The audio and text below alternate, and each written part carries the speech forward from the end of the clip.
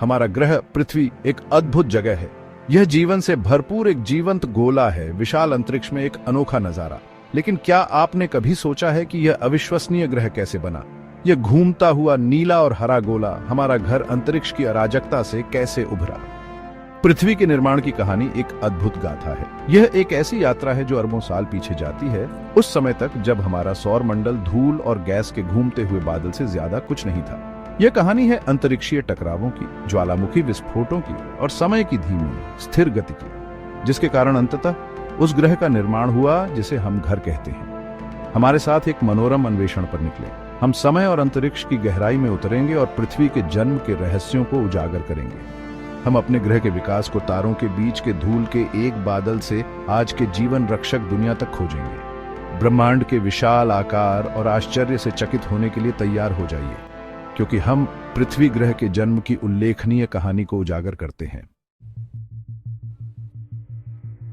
पृथ्वी की उत्पत्ति को समझने के लिए हमें लगभग 4-6 अरब साल पहले के समय में जाना होगा। यह यात्रा हमें उस समय में ले जाती है जब हमारा सौर मंडल अंतरिक्ष के विशाल विस्तार में एक सपने से ज्यादा कुछ नहीं था। एक ऐसे ब्रह्मांड की कल्पना कीजिए जो संभावनाओं से भरा हुआ था, जहां तारों और ग्रहों के बीच ब्रह्मांडीय धूल की तरह बिखरे हुए थे, एक साथ आने के लिए सही परिस्थितियों की प्रतीक्षा कर रहे थे। उस समय हमारा सौर मंडल तारों के बीच की धूल और गैस के एक विशाल घूमते हुए बादल के अलावा कुछ नहीं था, जिसे सौर निहारिका के रूप में जाना जाता है। यह निहारिका एक अराजक और गतिशील वातावरण था, एक ऐसी जगह जहां कण गुरुत्वाकर्षण और गति के बलों द्वारा संचालित होते हुए टकराते और विलीन हो जाते थे। एक विशाल ब्रह्मांडीय बादल की कल्पना कीजिए जो खरबों किलोमीटर तक फैला हुआ है। हाइड्रोजन, हीलियम और लंबे समय से मृत सितारों के दिलों में जाली भारी तत्वों का एक अराजक मिश्रण। सुपरनोवा विस्फोटों में निर्मित ये तत्व हर उस चीज की आधारशिला थे जिसे हम आज देखते हैं, रेत के सबसे छोटे कणों से लेकर सबसे बड़े ग्रहों तक। यह निहारिका पूरे ब्रह्मांड में बिखरे हुए अनगिनत अन्य लोगों की तरह सितारों और उनके ग्रह प्रणालियों का जन्म स्थान था। प्रत्येक निहारिका में नई दुनिया, नए सूरज और जीवन के लिए नई संभावनाएं पैदा करने की क्षमता होती है। लेकिन हमारे सौर निहारिका को हमारे सूर्य और पृथ्वी सहित ग्रहों के निर्माण के लिए क्या प्रेरित किया? हमारे अद्वितीय सौर मंडल के निर्माण के लिए विशिष्ट परिस्थितियां और घटनाएं क्या थीं? इसका उत्तर गुरुत्वाकर्षण, गति और ब्रह्मांडीय घटनाओं के नाजुक परस्पर क्रिया में निहित है। इन ताकतों ने एक जटिल नृत्य में मिलकर काम किया, जिससे हमारे सौर मंडल के भविष्य का निर्माण हुआ। युगों से गैस और धूल का यह बादल धीरे धीरे घूम रहा था। यह घुमाव एक समान नहीं था। निहारिका के विभिन्न भाग अलग अलग गति से चलते थे, जिससे एक गतिशील और निरंतर बदलता वातावरण बनता था। यह पहली बार में एक कोमल स्पिन था, लेकिन समय के साथ कुछ असाधारण हुआ।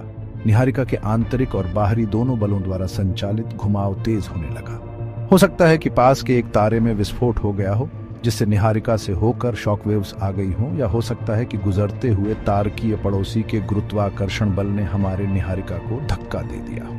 इन घटनाओं ने निहारिका को पतन और परिवर्तन के पथ पर स्थापित करने के लिए आवश्यक धक्का प्रदान किया होगा। ट्रिगर जो भी हो, परिणाम वही था। सौर निहारिका अपने ही गुरुत्वाकर्षण के तहत ढहने लगी। यह पतन हमारे सौर मंडल के निर्माण में एक महत्वपूर्ण कदम था, जिसने सूर्य और ग्रहों के जन्म के लिए मंच तैयार किया। जैसे ही निहारिका सिकुड़ती गई, वह तेजी से और तेजी से घूमने लगी, जैसे एक घूमता हुआ फिगर स्केटर अपनी बाहों को अंदर खींच रहा हो। स्पिन दर में यह वृद्धि कोणीय गति के संरक्षण का एक स्वाभाविक परिणाम था। स्पिन दर में इस वृद्धि के कारण बादल एक घूमने वाली डिस्क में छपटा हो गया, जिसमें अधिकांश सामग्री केंद्र में केंद्रित थी। यह डिस्क सूर्य और ग्रहों का जन्म स्थान थी, एक गतिशील और निरंतर बदलता वातावरण जहां नई दुनिया का जन्म हो रहा था। ये केंद्रीय घना क्षेत्र गर्मी और दबाव से धधकता हुआ अंततः हमारे सूर्य बनने के लिए प्रज्वलित होगा। सूर्य का जन्म एक महत्वपूर्ण घटना थी, जिसने हमारे सौर मंडल के इतिहास में एक नए अध्याय की शुरुआत को चिह्नित किया।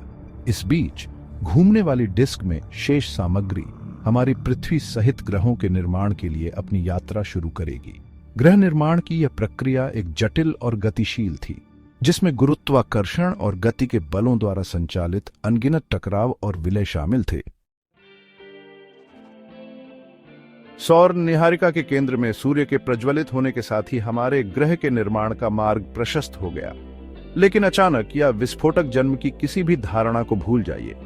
पृथ्वी का निर्माण एक धीमी और क्रमिक प्रक्रिया थी, लाखों वर्षों में गुरुत्वाकर्षण द्वारा रचित एक शानदार वॉल्ट्स। नवजात सूर्य के चारों ओर धूल और गैस की घूमती हुई डिस्क के भीतर छोटे छोटे कण लगातार आपस में टकरा रहे थे और आपस में चिपक रहे थे। कल्पना कीजिए कि ब्रह्मांडीय स्तर पर कंचों का खेल चल रहा है। ये कण इलेक्ट्रोस्टैटिक बलों द्वारा एक साथ खींचे गए बड़े और बड़े समूह बनाते हैं। समय के साथ ये झुरमुट ग्रहाणुओं में विकसित हुए चट्टानी पिंड, जिनका आकार मीटर से लेकर किलोमीटर तक था। ब्रह्मांड के शिल्पकार गुरुत्वाकर्षण ने इस प्रक्रिया में महत्वपूर्ण भूमिका निभाई। ग्रहाणु अब अपने यादृच्छिक नृत्य से संतुष्ट नहीं हैं, अपने स्वयं के गुरुत्वाकर्षण खिंचाव के साथ एक दूसरे को आकर्षित करने लगे। उन्होंने अधिक धूल और गैस खींची, बड़ी और बड़ी होती गई। उनकी कक्षाएं ब्रह्मांडीय अनुपात के एक अराजक बैले में प्रतिच्छेद करती और अतिव्यापी होती गई। टकराव अक्सर और नाटकीय होते थे। कुछ ग्रहाणु अनगिनत टुकड़ों में बिखर जाते थे और अन्य विलय करके और भी बड़े पिंड बनाते थे। इस अराजक लेकिन अजीब तरह से व्यवस्थित प्रक्रिया के माध्यम से एक युवा प्रोटो पृथ्वी धूल और मलबे से निकलने लगी। भाग 4। हडियन युग, एक उग्र और अशांत युवावस्था। प्रारंभिक पृथ्वी, जो प्रारंभिक सौर मंडल के तूफान से नवगठित हुई थी, आज हम जिस मेहमाननवाज ग्रह को जानते हैं उससे बहुत दूर थी। यह अपनी प्रारंभिक अवस्था में एक दुनिया थी, एक ग्रह जो अभी भी सृजन की अराजकता के बीच अपना रूप खोज रहा था। सौर मंडल अपने आप में एक अशांत जगह थी, जहां ग्रह और अन्य खगोलीय पिंड लगातार टकराते और अपना आकार बदलते रहते थे। यह काल, जिसे हडियन युग के रूप में जाना जाता है, जिसे ग्रीक अंडरवर्ल्ड हेड्स के नाम पर रखा गया है, तीव्र गर्मी, ज्वालामुखी गतिविधि और अकल्पनीय हिंसा का समय था। प्रकृति की कठोर शक्तियों के प्रभुत्व के कारण पृथ्वी की सतह एक नारकीय दृश्य थी। ज्वालामुखी विस्फोट एक सामान्य घटना थी, जिससे लावा और राख वायुमंडल में फैल जाते थे, जबकि जमीन लगातार हिलती और बदलती रहती थी। कल्पना कीजिए, यदि आप करेंगे तो एक ग्रह अभी भी अपने गठन की गर्मी से चमक रहा है। इसकी सतह मैग्मा का एक पिघला हुआ समुद्र है जो ज्वालामुखी विस्फोटों से लगातार मथ रहा है। गर्मी इतनी तीव्र थी कि जीवन के किसी भी रूप का जीवित रहना असंभव था, जैसा कि हम जानते हैं। पिघली हुई चट्टान की नदियां सतह पर बह रही थी। ज्वालामुखी के छिद्रों से निकलने वाली हानिकारक गैसों से भरी हवा इंसानों के लिए बेदम करने वाली होती। इन गैसों में कार्बन डाइऑक्साइड, सल्फर डाइऑक्साइड और अन्य जहरीले पदार्थ शामिल थे, जिन्होंने वातावरण को अविश्वसनीय रूप से प्रतिकूल बना दिया होगा। राख और धुएं से आसमान अक्सर काला रहता था, जिससे एक सतत धुंधलका छा जाता था जो ग्रह के अलौकिक स्वरूप को और बढ़ा देता था। आकाश एक शांत नीले रंग के बजाय उल्कापिंडों और क्षुद्र ग्रहों के उग्र पगडंडियों से प्रज्वलित होगा, जो सौर मंडल के गठन के अवशेष हैं, जो लगातार युवा ग्रह पर बमबारी कर रहे हैं। ये प्रभाव केवल शानदार प्रकाश शो नहीं थे, वे प्रलयकारी घटनाएं थीं जिन्होंने पृथ्वी की सतह को फिर से आकार दिया, क्रेटर बनाए और आगे ज्वालामुखी गतिविधि को गति दी। इस अराजक अवधि के दौरान माना जाता है कि पृथ्वी के इतिहास में एक निर्णायक घटना घटी थी। यह घटना इतनी महत्वपूर्ण थी कि इसने हमारे ग्रह के विकास का रुख ही बदल दिया। वैज्ञानिकों का मानना है कि इस घटना ने चंद्रमा के निर्माण का मार्ग प्रशस्त किया और पृथ्वी की भूवैज्ञानिक और वायुमंडलीय स्थितियों पर गहरा प्रभाव डाला। एक मंगल ग्रह के आकार की वस्तु, जिसे खगोलविदों ने थिया नाम दिया है, एक प्रलयकारी घटना में हमारे युवा ग्रह से टकरा गई। प्रभाव इतना शक्तिशाली था कि इसने पृथ्वी की अधिकांश सतह को फिर से पिघला दिया और अंतरिक्ष में भारी मात्रा में मलबा बिखेर दिया। यह टक्कर केवल एक साधारण प्रभाव नहीं थी, यह एक स्मारकीय घटना थी जिसने पृथ्वी को फिर से आकार दिया और इसके विकास के अगले चरण के लिए मंच तैयार किया। इस टक्कर का मलबा पृथ्वी के गुरुत्वाकर्षण खिंचाव में फंस गया, धीरे धीरे लाखों वर्षों में हमारे चंद्रमा का निर्माण करने के लिए एकत्रित हो गया। यह प्रक्रिया धीमी और क्रमिक थी। मलबे धीरे धीरे एक साथ आकर एक नया खगोलीय पिंड बनाते थे। चंद्रमा के निर्माण का पृथ्वी पर गहरा प्रभाव पड़ा, जिसने इसके ज्वार, इसके घूर्णन और यहाँ तक कि इसकी जलवायु को भी प्रभावित किया। विशाल प्रभाव परिकल्पना, जैसा कि यह झांत है, न केवल चंद्रमा के अस्तित्व की व्याख्या करती है, बल्कि पृथ्वी के झुके हुए अक्ष की भी व्याख्या करती है, जो हमें हमारे मौसम प्रदान करते हैं। यह झुकाव उन बदलते मौसमों के लिए जिम्मेदार है जिनका हम अनुभव करते हैं, क्योंकि पृथ्वी सूर्य की परिक्रमा करती है। इस झुकाव के बिना हमारे ग्रह की जलवायु बहुत अधिक समान होगी। विभिन्न क्षेत्रों के बीच कम भिन्नता होगी। चंद्रमा के गुरुत्वाकर्षण प्रभाव के कारण हमारे दिन की लंबाई भी अरबों वर्षों में धीरे धीरे बढ़ी है। पृथ्वी के शुरुआती दिनों में एक दिन अब की तुलना में बहुत छोटा था, जो केवल कुछ घंटों तक चलता था। चंद्रमा के गुरुत्वाकर्षण खिंचाव ने धीरे धीरे पृथ्वी के घूर्णन को धीमा कर दिया है, जिससे 24 घंटे का दिन होता है, जिससे हम आज परिचित हैं। विशाल प्रभाव परिकल्पना हमारे ग्रह और उसके उपग्रह की कई विशेषताओं के लिए एक व्यापक व्याख्या प्रदान करती है। यह हमें पृथ्वी की गतिशील और सदा बदलती प्रकृति और अरबों वर्षों में इसे आकार देने वाली शक्तियों को समझने में मदद करता है। हडियन युग की कहानी प्रारंभिक सौर मंडल की शक्ति और हिंसा और उन अविश्वसनीय घटनाओं का प्रमाण है, जिनके कारण आज हम जिस दुनिया को जानते हैं वह अस्तित्व में है, बल्कि पृथ्वी के झुके हुए अक्ष जो हमें हमारे मौसम प्रदान करते हैं और हमारे दिन की लंबाई जो चंद्रमा के गुरुत्वाकर्षण प्रभाव के कारण अरबों वर्षों में धीरे धीरे बढ़ी है। भाग 5 ब्रह्मांडीय आगंतुक जीवन की सामग्री ब्रिंगिंग।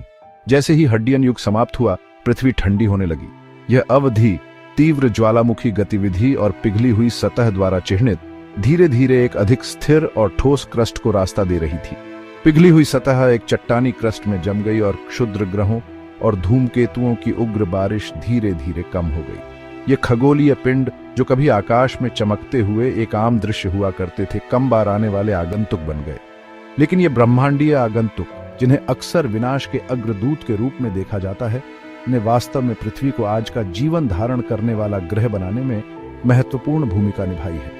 उनके प्रभाव हालांकि हिंसक थे, जीवन के लिए महत्वपूर्ण तत्व प्रदान करने में आवश्यक थे। क्षुद्र ग्रह प्रारंभिक सौर मंडल के वे चट्टानी अवशेष अपने साथ न केवल चट्टान और धातु बल्कि पानी और कार्बनिक यौगिक भी लेकर आए, और धूमकेतु सौर मंडल की बाहरी पहुंच से बर्फीले पथिक, पानी की बर्फ और जटिल कार्बनिक अणुओं से भरपूर थे। ये खगोलीय पिंड केवल चट्टान और बर्फ ही नहीं ले जा रहे थे, वे ब्रह्मांडीय खजाने की संदूकें थीं जो जीवन के निर्माण खंडों से भरी हुई थी। उनके भीतर बंद वे कुछ और भी कीमती ले गए, पानी और कार्बनिक अणु, जीवन के निर्माण खंड। ये तत्व प्रारंभिक जीवन रूपों के विकास के लिए महत्वपूर्ण थे। कल्पना कीजिए कि ये बर्फीले धूमकेतु ब्रह्मांडीय वितरण ट्रक की तरह युवा पृथ्वी तक आवश्यक आपूर्ति लाने के लिए विशाल दूरी तय करते हैं। प्रभाव पड़ने पर इन धूमकेतुओं ने भारी मात्रा में जल वाष्प वायुमंडल में छोड़ा, जिससे पृथ्वी के प्रारंभिक महासागरों का निर्माण हुआ। लाखों वर्षों में ये जल वाष्प संघनित होकर वर्षा के रूप में गिरा, जिससे पहले महासागर भर गए। पानी के ये पिंड जीवन का पालना बनेंगे। क्षुद्र ग्रहों ने भी अपनी भूमिका निभाई, पानी और कार्बनिक अणुओं का एक समृद्ध कॉकटेल वितरित किया। ये प्रभाव केवल यादृच्छिक घटनाएं नहीं थीं, बल्कि पृथ्वी के इतिहास के महत्वपूर्ण क्षण थे। इन अणुओं में अमीनो एसिड थे, प्रोटीन के निर्माण खंड जीवन के लिए आवश्यक हैं, जैसा कि हम जानते हैं। बाद में ये यौगिक मिलकर अधिक जटिल संरचनाएं बनाएंगे, जबकि पृथ्वी पर पानी की सटीक उत्पत्ति पर अभी भी बहस चल रही है। इन ब्रह्मांडीय विजिटर्सों के योगदान से इनकार नहीं किया जा सकता है। वे अपने साथ जीवन के बीज लेकर आए। इसमें कोई संदेह नहीं है कि इन ब्रह्मांडीय विजिटर्सों ने हमारे ग्रह को नीला नखलिस्तान बनाने में महत्वपूर्ण भूमिका निभाई, जिसे हम जानते हैं और प्यार करते हैं। उनके योगदान पृथ्वी के पर्यावरण को आकार देने में आवश्यक थे। उन्होंने जीवन के भव्य उद्भव के लिए मंच तैयार करते हुए आवश्यक सामग्री वितरित की।